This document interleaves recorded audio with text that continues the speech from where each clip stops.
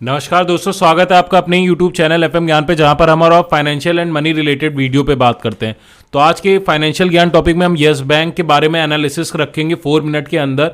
यहां पर कैसा रहा इस वीक में मार्केट में, जो भी न्यूज़ निकल के आई उसके बारे में, और जो यहाँ पर अगर हम समझें कि उस क्वार्टरली रिजल्ट की बात करें या एआरसी की बात करें तो उसके पीछे का अंदर में सच क्या चल रहा है उसके बारे में भी समझेंगे। जो निगेटिव पॉइंट आप कह सकते हैं यस बैंक के लिए है या उनके शेयर होल्डर्स के लिए, और साथ ही साथ एक पॉजिटिव आउटलुक आखिरी में समझेंगे कि ये 100 रुपीज़ तक का प्राइस टच कर सकता है या नहीं कर सकता है प्रूफ के साथ। तो चलिए वीडियो स्टार्ट करते हैं। तो यहाँ पर पहली न्यूज़ जैसे कि आप देख सकते हैं इस वीक में जो मैक्सिमम निकल के आई है वो ये रही है, Yes Bank to transfer 48,000 crore stress loan to JC Flower by end November. यानी कि नवंबर एंड तक ये सबसे बड़ा अभी तक का पॉजिटिव न्यूज़ है इस मंथ के लिए। 48,000 करोड़ का एनपीए ट्रांसफर हो जाएगा जेसी फ्लावर को। तो अब यहाँ पर हमें इससे खुश होना चाहिए कि नहीं होना चाहिए, इसके लिए भी मैं अभी बताऊंगा कि यहाँ पर बहुत अच्छी न्यूज़ है। हालांकि यस बैंक ने स्ट्रेस लोन अपना कम करा है, ये एक पॉजिटिव न्यूज़ है, बट रियलिटी में कितना अभी भी इनके पास बाकी है वो एक समझने वाली बात होती है। तो यहाँ पर पहले तो हम बात करेंगे क्वार्टरली रिजल्ट के बारे में। अगर मैं बात करूँ तो जो दिसंबर, यहाँ पर हम समझते हैं कि बैंक की अर्निंग कहाँ से होती है, तो सबसे बड़ी अर्निंग होती है जो कि इंटरेस्ट इनकम आती है इनकी। अगर हम दिसंबर 2021 के क्वार्टर की बात करें तो ये था लगभग 4,896 करोड़, और यही चीज़ मैं बात करूं सितंबर 2022 की तो ये रहा है 5,475 करोड़। यानी कि लगभग 11% इन्होंने इंटरेस्ट इनकम ज़्यादा यहाँ पर दिखाई है, 11% की बढ़त देखने को मिली है। बट यहाँ पर अब समझने वाली बात ये भी होती है कि इंटरेस्ट यहाँ पर इन्होंने कुछ पे भी करा होगा अपने कस्टमर्स को, चाहे वो फिक्स डिपॉजिट हो, चाहे वो सेविंग अकाउंट हो या करंट अकाउंट हो। तो यहाँ पर देखते हैं कि एक्सपेंडिचर इंटरेस्ट जो आया है वो कितना रहा है। तो दिसंबर 2021 में जो रहा है वो 3,135 करोड़ था, और सितंबर 2022 में रहा है 3,487 करोड़। यानी कि यहाँ पर भी अगर आप इंक्रीज देखते हैं तो लगभग 11% का इंक्रीज हुआ है।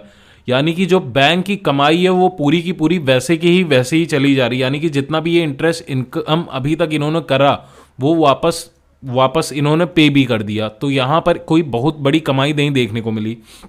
अब इसको अगर हम ईयरली बेसिस पे भी देखते हैं इंटरेस्ट जो बैंक ने अर्न करा है, तो यहाँ पर मार्च 2021 में जो इंटरेस्ट अर्न था वो था 2039 करोड़ के करीब, 20,039 करोड़ के करीब था।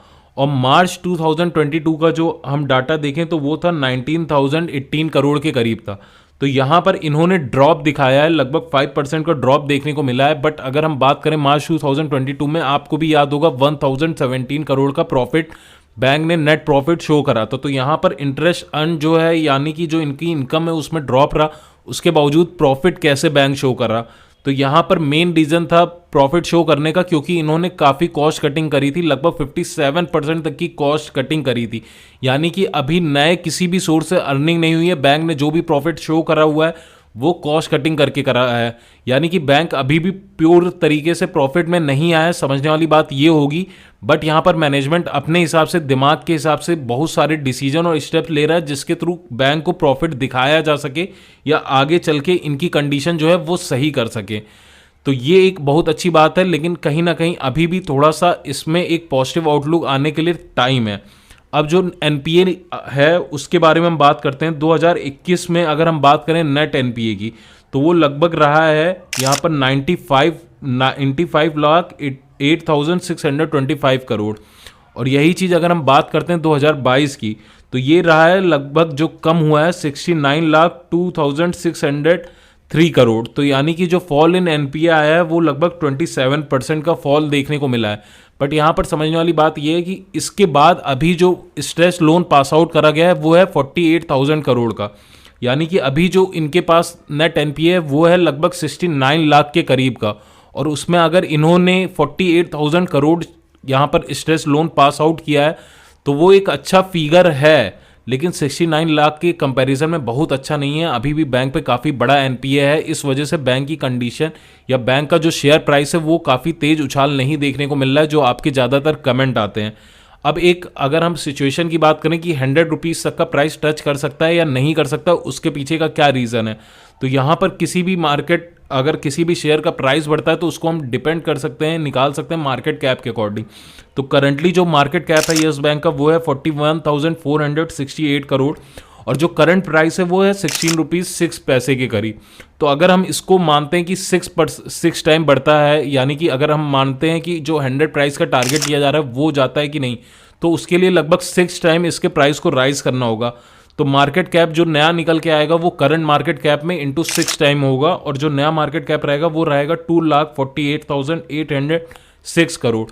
तो क्योंकि आपको ही पता है कि जो इंडिया इकोनॉमी है वो ग्रो कर रही है बहुत तेजी से, और ये अगर हम बात करें मार्केट कैप, ऐसा नहीं है भारत में असंभव है किसी बैंक के लिए, क्योंकि यहाँ पर आप एक लिस्ट देख सकते हैं जिसमें बहुत सारे बैंक का होगा कि उनके मार्केट कैप अभी करंटली कहाँ पर है और यस बैंक का कहाँ पर है। तो 2 लाख तक पहुँचने के लिए कोई ऐसा नहीं है कि बहुत बड़ी दिक्कत की बात है, लेकिन अभी मेरे अकॉर्डिंग 3 to 4 ईयर आराम से लग सकता है 100 रुपीज़ तक का प्राइस टारगेट अगर आपको देखना है उसके मार्केट कैप के अकॉर्डिंग, जो कि एक रियलिटी बेस्ड बात है।